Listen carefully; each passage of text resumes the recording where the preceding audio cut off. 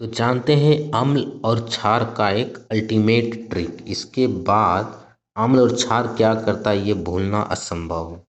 जैसे अम्ल, तो अम्ल जनरली पीटी में पूछा जाता है कि अम्ल नीले लिटमस पत्र को क्या करता है। तो अम्ल जब हम लिखते हैं, अम्ल जब लिखते हैं तो उसका अंतिम शब्द क्या है? ल है, ल वर्ण या ल लेटर है। तो ल से क्या होता है? लाल, यानी कि अम्ल लाल करता है। तो लाल किसको करेगा? लाल को लाल करेगा? नहीं। तो लाल अम्ल नीला को करता है लाल, यानी अम्ल नीले लिटमस पत्र को लाल कर देता है। वहीं क्षार की बात करें तो क्षार इसका उल्टा करेगा। क्षार क्या करेगा? नीला को लाल को नीला कर देगा। क्षार लाल को नीला। तो यहाँ सिंपल ये है कि अम्ल के लास्ट में लौ लेटर है। लौ से यानी कि अम्ल लाल करेगा। अम्ल लाल करेगा किसको? तो नीले लिटमस पत्र को लाल करेगा।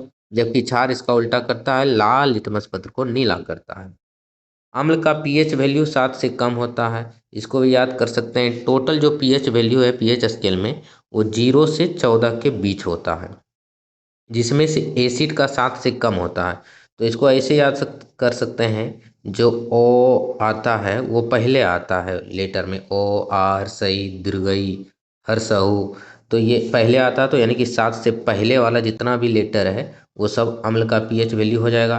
क्षार है बाद में आता है। जब हम क वर्ग च वर्ग लिखते हैं तो अक्षों जो है, छः जिसको बोलते हैं अक्षों, चो और छो से बना है ये, तो ये लास्ट में आता है, इसलिए इसका पीएच वैल्यू 7 से अधिक होगा। इसे याद कर सकते हैं। और जो 7 है वो बीच बीच में है, यानी उदासीन है।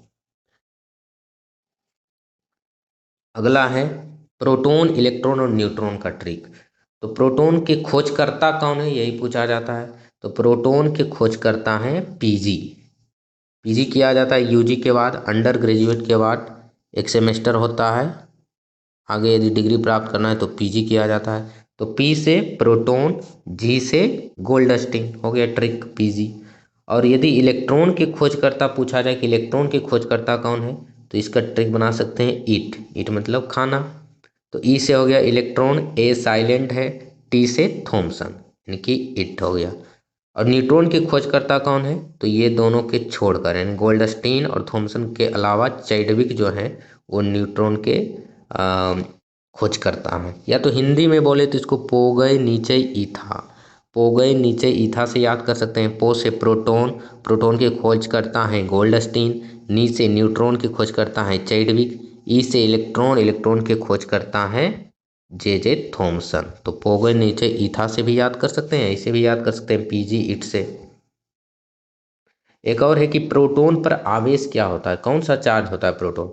पी से प्रोटॉन, पी से पॉजिटिव, यानी प्रोटॉन धनावेशित होता है।